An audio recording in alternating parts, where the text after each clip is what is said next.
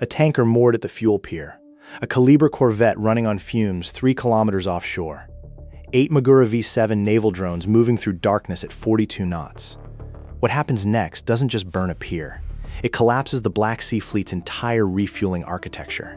I'm your host at Conflict East, where we analyze the battles that change wars. Tonight, we're going inside one of the most tactically precise naval operations of this conflict. A strike that Ukrainian planners borrowed from a distant theater, adapted to the Black Sea, and executed with a precision that left Russian naval commanders scrambling for explanations they couldn't give their superiors. The target was Novorossiysk, not the warships, not the command infrastructure, the fuel pier.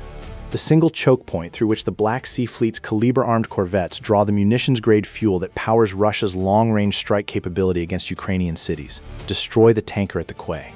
Collapse the pier. Ground the fleet's strike cycle for weeks. That was the plan.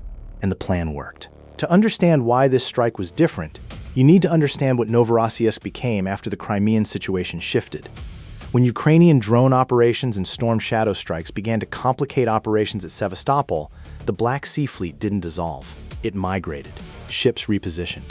Maintenance schedules shifted. And the logistical weight of sustaining a naval strike force capable of launching Kalibr cruise missiles against Ukrainian infrastructure fell increasingly on the port facilities at Novorossiysk.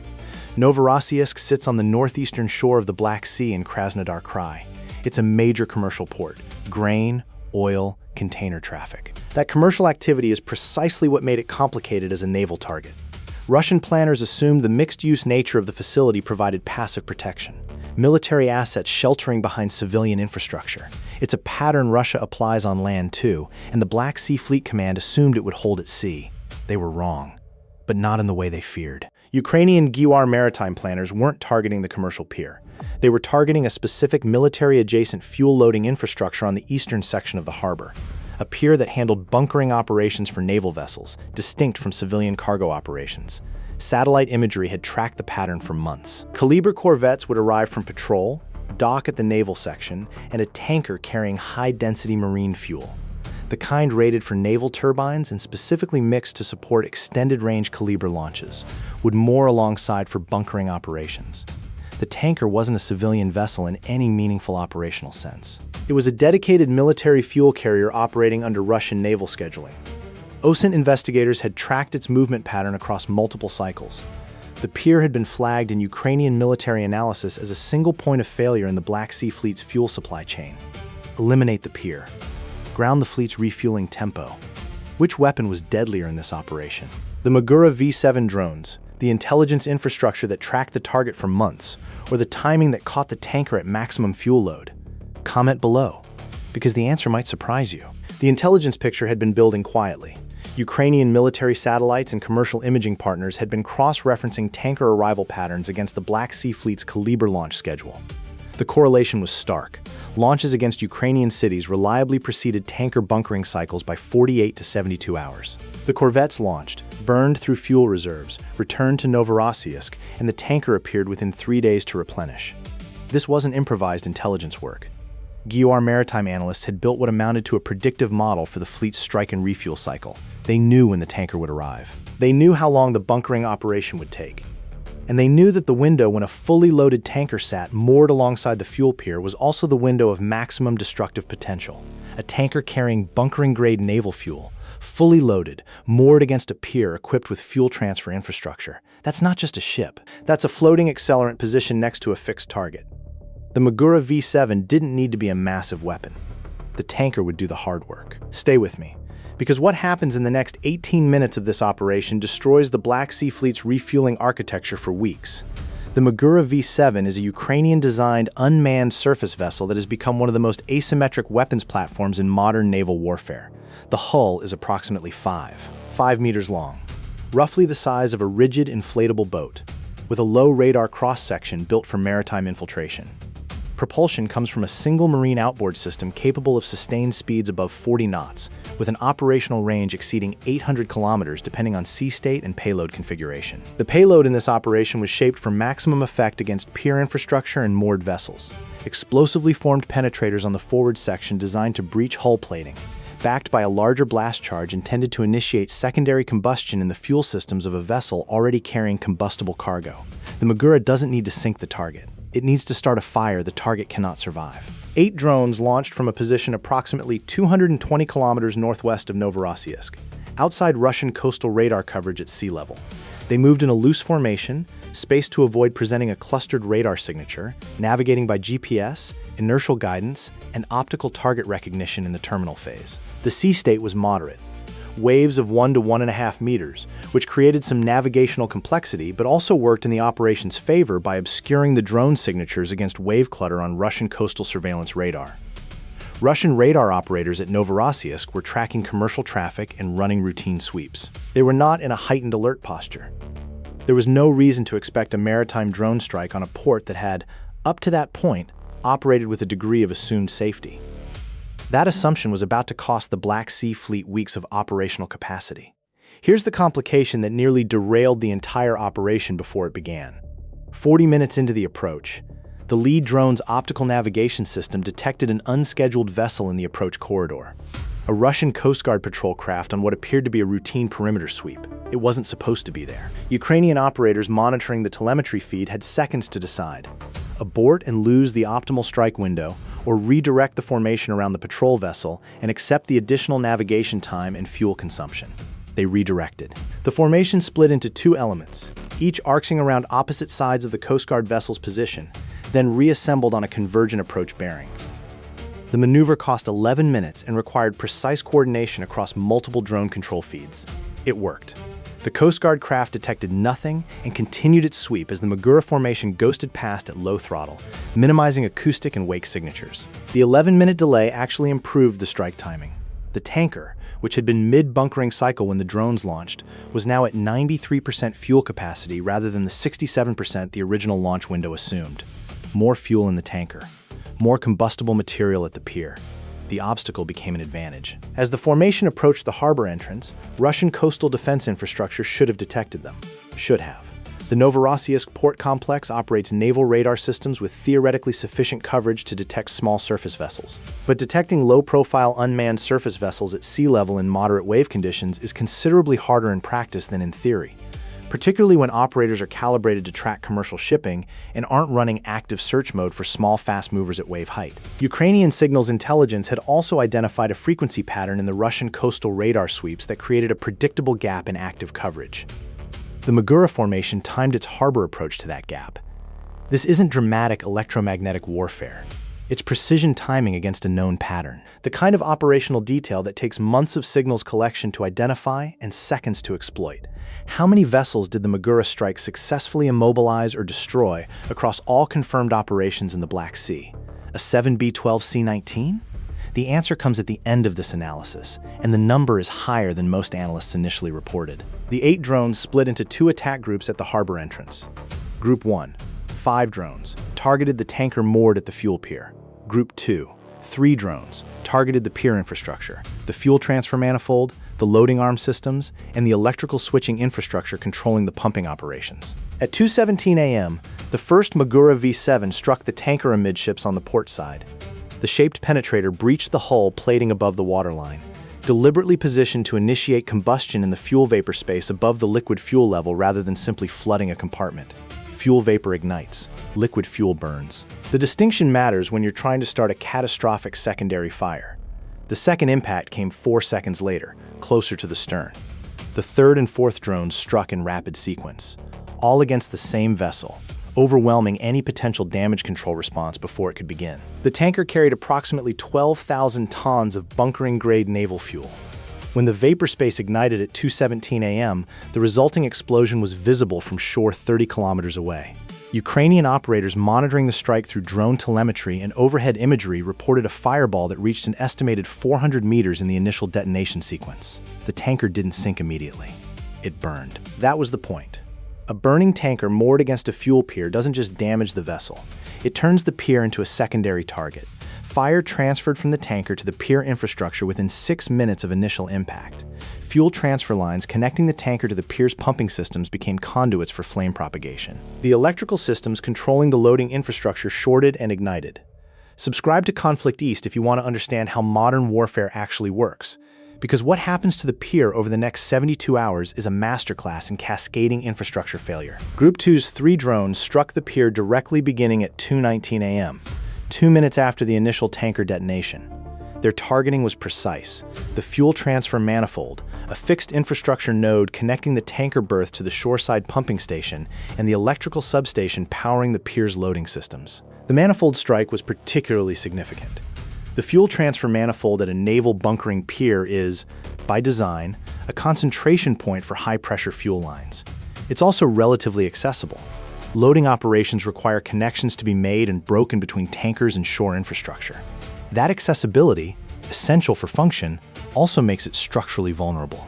When the third drone struck the manifold directly, the rupture of multiple high-pressure fuel lines fed accelerant into a fire already burning at the pier from the tanker detonation. The combination produced a sustained, uncontrollable burn that emergency responders from the port's damage control teams were unable to approach safely. Russian fire suppression capabilities at Novorossiysk were inadequate for a fire of this scale. Marine fuel fires require specialized foam suppression systems at volumes and delivery rates the pier's emergency infrastructure was not designed to provide. The fire burned. Here's the layer most analysts missed in the initial assessments. The pier fire wasn't the only consequence. It was the visible one. The deeper operational impact was structural. When the fire finally burned out after 61 hours of sustained combustion, taking out the transfer manifold, the loading arm systems, the electrical substation, and approximately 40 meters of pier decking. What remained was a naval fuel pier that could no longer function as one. The physical infrastructure required to berth a corvette, connect it to the fuel supply system, and conduct a bunkering operation had been destroyed. The machinery was gone. The manifold was gone. The electrical controls were gone. The pier structure itself had sustained fire damage sufficient to require engineering assessment before it could safely bear the weight of a vessel alongside. Repair estimates.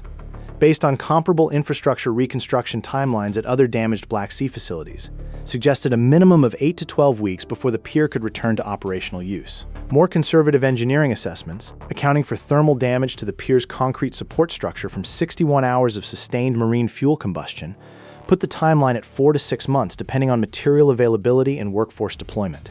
The Black Sea Fleet corvettes that relied on this pier for bunkering had to modify their logistics pattern immediately.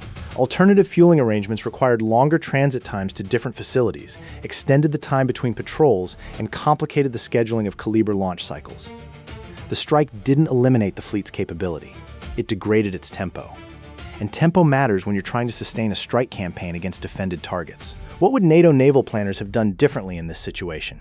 More importantly, would they have been willing to take the same asymmetric approach, using unmanned surface vessels against port infrastructure that Ukrainian planners executed here? Comment your analysis. The inspiration for this operational approach is worth examining in detail, because it represents exactly the kind of cross-theater tactical learning that defines Ukrainian military adaptation throughout this conflict. Ukrainian GUR analysts studying unmanned surface vessel operations in other theaters, specifically observing how maritime drone platforms had been used not to chase warships but to attack the logistical nodes that sustain naval operations, identified a pattern that translated directly to the Black Sea Fleet's vulnerability. The insight wasn't about the drones. It was about target selection. Rather than pursuing heavily defended combatant vessels where the probability of a successful strike is lower and the defensive response is higher, you target the infrastructure that makes those vessels operationally effective. Fuel piers, ammunition handling facilities, maintenance infrastructure. The mundane logistics that every naval force depends on but rarely defends with the same intensity it defends its combat units. Ukraine applied this to Novorossiysk with modifications specific to the Black Sea operating environment. The approach routing, the radar gap timing, the dual-axis attack against both the tanker and the pier infrastructure simultaneously. The adaptation was precise and deliberate. This is what GUR maritime planning looks like at its best, not improvisation. Studied analysis of what works elsewhere, translated into a specific operational plan against a specific target, executed with a precision that left the Russian response looking slow and confused. Russian emergency services took 38 minutes to deploy marine firefighting assets to the burning pier. In those 38 minutes, the fire had already transferred from the tanker to the pier infrastructure and established itself in the transfer manifold. By the time foam suppression equipment arrived, the manifold rupture was feeding the fire faster than suppression assets could address it. Intercepted Russian communications from the period immediately following the strike, reported by Ukrainian military intelligence and corroborated by independent OSINT analysis of radio traffic patterns, indicated significant confusion about the nature of the attack. Initial assessments from Russian naval security personnel appear to have attributed the first explosions to an accident or sabotage within the Pier's fuel systems, rather than an external drone strike. The characteristic signature of a Magura V7 strike, rapid sequential detonations from multiple small unmanned platforms, apparently wasn't immediately recognized in the confusion of the initial response. That recognition delay had operational consequences. The Russian coastal defense posture at Novorossiysk didn't transition to active threat response mode for approximately 22 minutes after the first explosion. By that time, the Magura formation had completed its attack runs and was in the withdrawal phase, heading back to the northwest. None of the 8 drones were intercepted or destroyed during the operation. Satellite imagery and OSINT analysis confirmed all 8 completed their attack profiles. Ukrainian Magura confirmed 0 losses to the drone team that operated the strike. If you believe precision and patience defeat brute force, type Conflict East in the comments. The damage assessment in the 72 hours following the strike was methodical. Ukrainian military intelligence, supported by commercial satellite imagery analysis from multiple providers, tracked the progression of the fire and the resulting infrastructure damage. The assessment that emerged was consistent across multiple analytical sources. The Novorossiysk fuel pier had sustained damage equivalent to a major naval logistics facility being taken offline. The tanker, 12,000 tons of bunkering-grade naval fuel, now a burned-out hulk listing against what remained of the pier, was assessed as a total constructive loss. The vessel's hull had sustained both blast damage from the initial penetrator strikes and thermal damage from 61 hours of fuel fire. It was not recoverable for naval fuel service. The pier infrastructure sustained damage across 4 major systems. The fuel transfer manifold, destroyed. The loading arm equipment, destroyed. The electrical switching and control systems, destroyed. And the pier deck and support structure, compromised by thermal damage requiring engineering assessment. Satellite imagery clearly showed the collapsed section of pier decking where the manifold fire had burned through the structural supports. Russian naval logistics now faced a problem with no quick solution. The Black Sea Fleet's operating pattern had been built around a fuel supply chain that included the Novorossiysk pier as a primary node. Disrupting that node didn't eliminate the fleet's ability to refuel. Alternative arrangements exist, but it imposed delays, additional transit time, and scheduling complexity that degraded the fleet's operational tempo measurably. In the weeks following the strike, Ukrainian intelligence analysts tracked Black Sea Fleet corvette movements against historical patterns and noted a measurable reduction in patrol frequency and duration consistent with extended transit times to alternative fueling facilities. The Kalibr launch rate, already variable for multiple reasons, showed a pattern consistent with reduced operational tempo during the same period. The numbers tell the story. 1 strike, 8 drones, 0 drone losses, 1 tanker destroyed, 1 pier offline for an estimated 8 to 12 weeks minimum, and a measurable reduction in the Black Sea Fleet's refueling tempo during the recovery period. The cost-to-effect ratio is extraordinary by any analytical standard. Now, the answer to the tactical quiz from earlier. How many vessels did the Magura V7 program successfully immobilize or destroy across all confirmed Black Sea operations? The answer is C-19.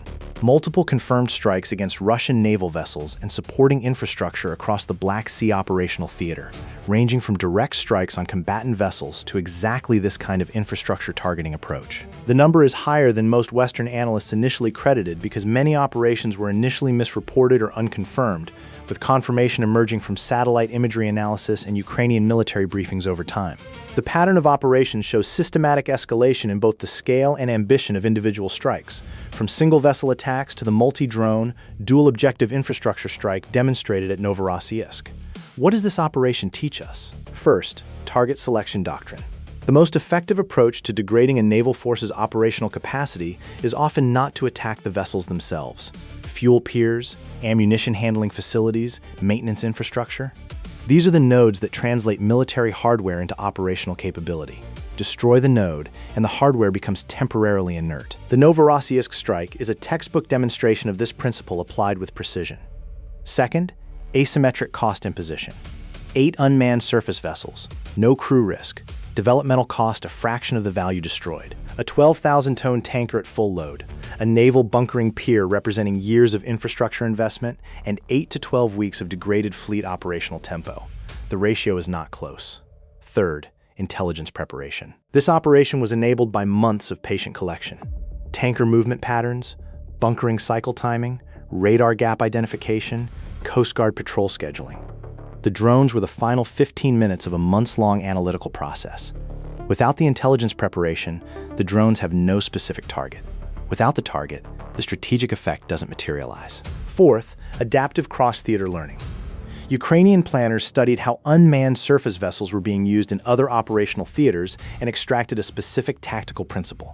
Target logistics infrastructure, not combatants, and applied it to the Black Sea with precise adaptation to local conditions. That's not improvisation. It's rigorous analytical adaptation. Was the decision to target the Pier infrastructure rather than attempt a direct strike on corvette combatants tactically correct? The cost-benefit analysis is clear in retrospect.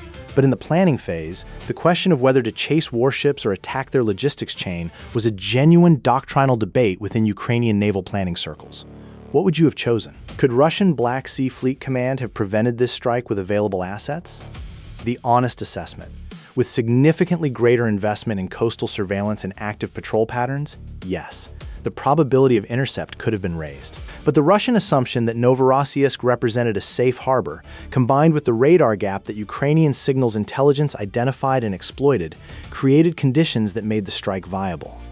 The fundamental vulnerability was the complacency that comes from assuming a port's mixed commercial-military character provides passive protection. What would you have done differently if you were planning Ukrainian maritime drone operations against Black Sea Fleet logistics? The comment section draws serious analysts on this channel. Let's hear your tactical assessment. There's a final dimension to this operation worth understanding.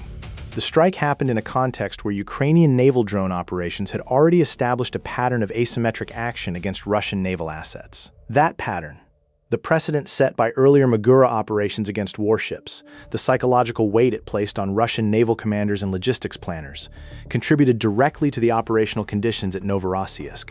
Russian planners knew Ukrainian naval drones were active in the Black Sea. They knew the capability existed. And yet the fuel pier remained inadequately defended. The tanker moored alongside at 93% load capacity without additional protective measures. The coastal radar posture set to commercial traffic monitoring rather than active threat detection.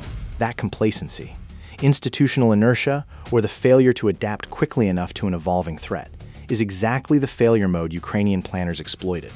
This is the pattern Conflict East documents throughout this conflict. Russian doctrine, calibrated for a different kind of war against a different kind of adversary, encountering Ukrainian innovation and adaptation, and failing to update fast enough to close the vulnerability gaps before they're exploited.